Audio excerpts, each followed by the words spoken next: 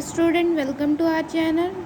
बच्चों, मैं सुरभि आपका स्वागत करती हूँ आप ही के परिवार डिवाइन एकेडमी में।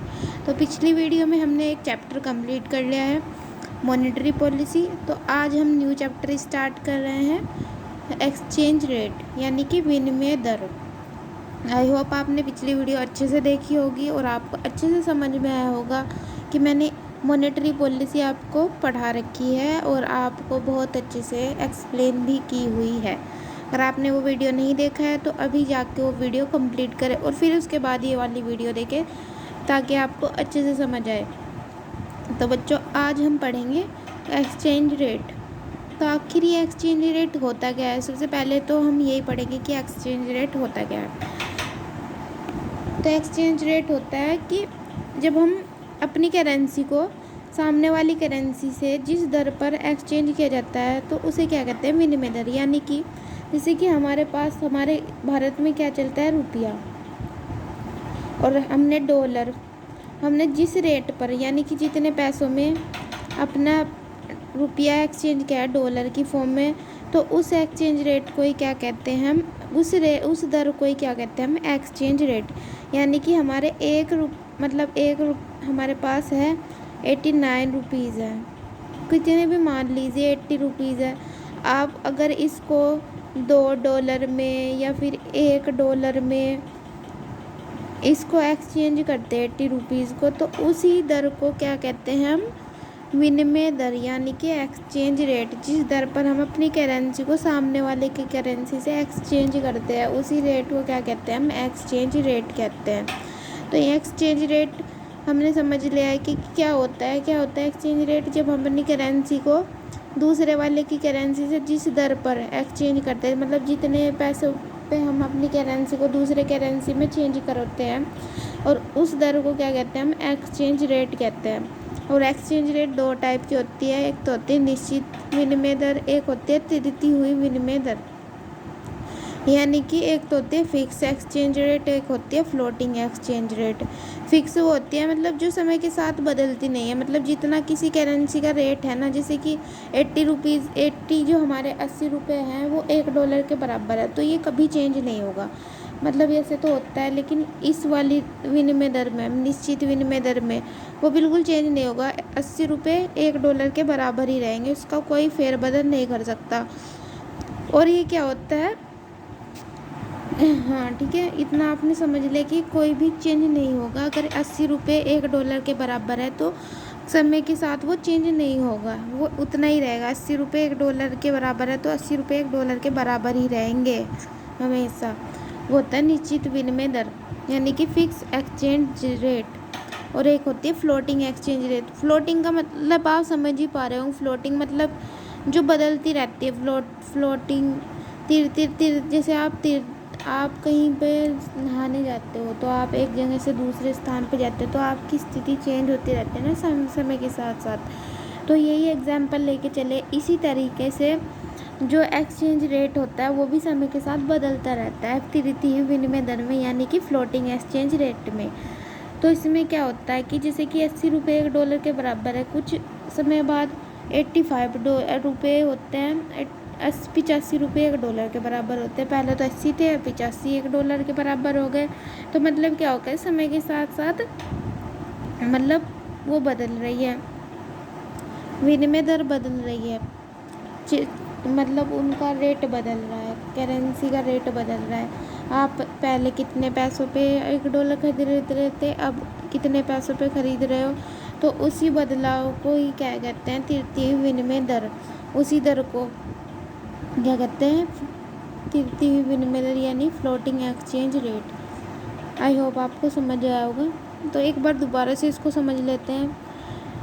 जैसे कि आपने पहले हमारी कुछ समय पहले 2011 में कोई हमारा $1 कितने के बराबर था, ये मैं ओनली एज्यूम कर रही हूँ, कोई मुझे इतना वो नहीं बता रही मैं करेक्ट, 45 के बराबर था। अब क्या हो गया? 2020 आ गया तो $1 किसके बराबर हो गया? 70 रुपीज़ या 75 रुपीज़। तो क्या होगा? समय के साथ साथ क्या हो गया? जो विनिमय दर है, एक्सचेंज रेट है, वो बढ़ गया ना। तो इसी एक्सचेंज रेट को मतलब जो बढ़ जाता है, समय के साथ बदल जाता है, उसे क्या कहते हैं? हम तैरती हुई विनिमय दर यानी फ्लोटिंग एक्सचेंज रेट। ये भी दो टाइप के होते हैं, एक तो फ्री फ्लोटिंग होता है और एक होता है मार्जिनल फ्लोटिंग एक्सचेंज रेट। एक होता है मुक्त तैरती हुई विनिमय दर, एक होता है संचालित तैरती हुई विनिमय दर। यानी कि मुक्त मुक्त जिस पे किसी की बाउंडेशन ही ना हो, मुक्त हो गए मतलब फ्री है, कोई रोक टोक नहीं है जिसके ऊपर वो फ्री होता है। इसी तरीके से ये विनिमय दर भी फ्री होती है, इस पर भी किसी की रोक टोक नहीं होती। रोक टोक यानी गवर्नमेंट की कोई रोक टोक नहीं होती, कंट्रोल नहीं करती गवर्नमेंट इसको। गवर्नमेंट के द्वारा इसको कंट्रोल नहीं किया जा सकता, ये अपनी मर्जी की मालिक है, बस ये समझ लो आप। और एक होता है संचालित तैरती हुई दर। तो बच्चे दो टाइप के बच्चे होते हैं घर में भी, एक तो होता है कि बहुत संस्कारी टाइप का होता है जो अपने मम्मी पापा की सभी बात मानता है, वो तो इसके अंदर आता है मार्जिनल फ्लोटिंग एक्सचेंज रेट, जो सबकी बात सुनता है, अच्छी तरह से रहता है। घर पर फैमिली मतलब गवर्नमेंट मान लीजिए, ठीक है, गवर्नमेंट। और एक बच्चा ऐसा होता है बहुत शैतान सा, वो किसी की नहीं सुनता, अपना ही अपनी मन मर्जी के करता है, वो फ्री होता है, फिर उसको उसके हाल पे छोड़ देती है फैमिली भी। इसी तरीके से ये मुक्त तैरती हुई विनिमय दर है, ये भी ऐसा ही बदमाश बच्चा है जिस पे क्या गवर्नमेंट का कोई कंट्रोल नहीं होता। और ये हमारा अच्छा बच्चा है जैसे कि मार्जिनल फ्लोटिंग एक्सचेंज रेट, जिस पे भाई समझदार सा है, वो बात सुनता है, सबकी रिस्पेक्ट करता है, इसी वजह से सब उसको पसंद भी करते हैं। तो ये होता है कि सरकार के द्वारा नियंत्रण किया जा सकता है, ये सरकार द्वारा क्या होता है, कंट्रोल किया जा सकता है। ठीक है, इतना आपने समझ लिया आई होप। और अब थोड़ा सा हम पढ़ लेते हैं आईएमएम बैंक के बारे में, आईएमएम के बारे में। ये क्या होता है कि इंटरनेशनल मनी मार्केट होता है आईएमएम। आप सोचते होंगे कि जो पैसा है वो डॉलर में कैसे कन्वर्ट हो जाता है, तो ये करता है भाई, अगर हमें किसी भी देश की करेंसी में अपनी करेंसी को कन्वर्ट करना होता है तो हम यहाँ पे जाते हैं, कहाँ पे, इंटरनेशनल मनी मार्केट। ये करता है हमारी करेंसी को किसी अन्य देश की करेंसी के अंदर कन्वर्ट। तो मतलब इससे थोड़ा एक नुकसान भी है, अगर हम कहीं पे, अगर हमें अपने पैसों को डॉलर में कन्वर्ट कराना है ना, रुपए को डॉलर में कन्वर्ट कराना है, तो क्या होगा ना, ये हमारे पैसे की वैल्यू को क्या कर देता है, घटा देता है। डॉलर के मुकाबले क्या होता था, हमारा पैसा कमज़ोर हो जाता है। जो अगर हम डॉलर में कन्वर्ट करा रहे हैं तो हमारे पैसे की वैल्यू घट जाती है।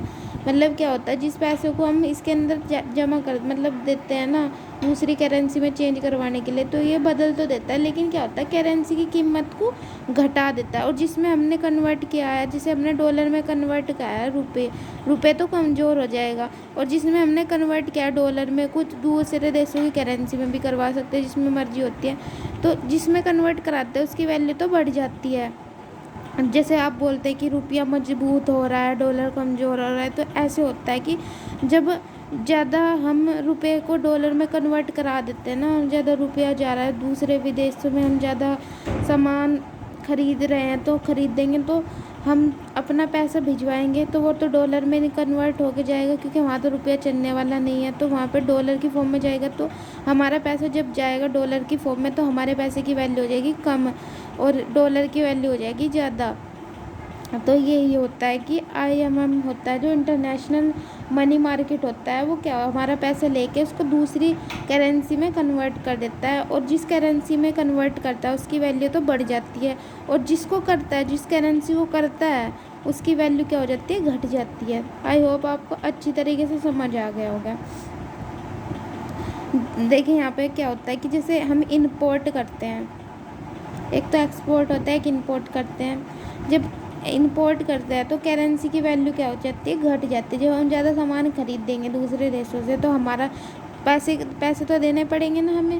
जैसे हमने अमेरिका से कोई सामान खरीद लिया, तो अमेरिका में तो हम अपना पैसा भिजवाएंगे ना, और वहाँ पे किस फॉर्म में जाएगा, डॉलर की फॉर्म में जाएगा। तो डॉलर क्या हो जाएगा, मजबूत हो जाएगा, और पैसा क्या हो जाएगा, कमज़ोर हो जाएगा।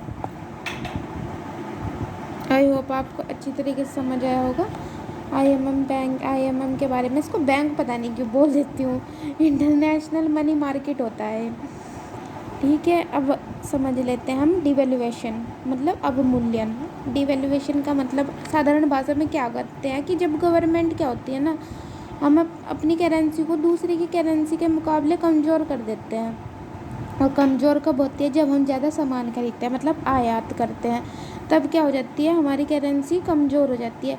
लेकिन जब डिवैल्यूएशन तब होता है जब गवर्नमेंट जानबूझकर हमारी करेंसी की वैल्यू को घटा देती है। ये क्यों करती है आखिर, क्यों वैल्यू घटा देती है पैसों की?